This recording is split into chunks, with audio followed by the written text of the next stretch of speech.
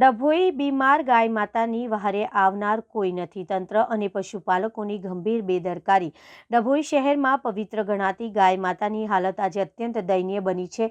શહેરના મુખ્ય વિસ્તાર એવા પોલીસ સ્ટેશન અને સરકારી દવાખાના રોડ પર રબારી વગા પાસે છેલ્લા 3 દિવસથી એક ગાય માતા ગંભીર બીમાર અને ભૂખી તરસી પીડાથી પીડાઈ રહી છે. આશ્ચર્યની વાત તો એ છે કે આ ગાય રસ્તાની વચ્ચે જીવન દાન માટે ટળવળી રહી હોવા છતાં તંત્ર કે પશુપાલકોના પેટનું પાણી હલતું નથી. પશુપાલકોની નિર્દયતા. દૂધ બંધ થતાં રસ્તા પર તરછોડી. સ્થાનિક રહીશોના જણાવ્યા અનુસાર આ ગાય માતા છેલ્લા 3 દિવસથી એક જ જગ્યાએ પડી રહી છે. તે એટલી બીમાર અને અશક્ત છે કે જાતે ઊભી પણ થઈ શકતી નથી. રહીશો દ્વારા નજીકમાં આવેલ રબારી વગા પશુપાલકોને વારંવાર જાણ કરવામાં આવી છે. કેટલાક લોકો આવીને જોઈ પણ ગયા, પરંતુ પોતાની જવાબદારી સ્વીકારવાના બદલે ત્યાંથી ચાલતી પકડતા જોવા મળ્યા. ચર્ચાઈ રહ્યું છે કે ગાયે દૂધ આપવાનું બંધ કરી દીધું હોવાથી માલિકે તેને રઝળતી મૂકી દીધી છે.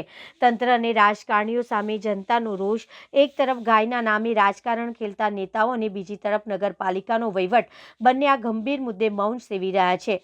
આ રોડ સરકારી દવાખાના તરફ જાય છે, જ્યાં રાત્રિના સમયે દર્દીઓની અવરજવર વધુ હોય છે. વિસ્તારમાં પૂરતી સ્ટ્રીટ લાઇટના અભાવે અંધારું રહે છે. રસ્તાની વચ્ચે બેઠેલી ગાયના કારણે વાહન ચાલકો કે પગપાળા જનાર લોકો ગંભીર અકસ્માતનો ભોગ બની શકે તેમ છે.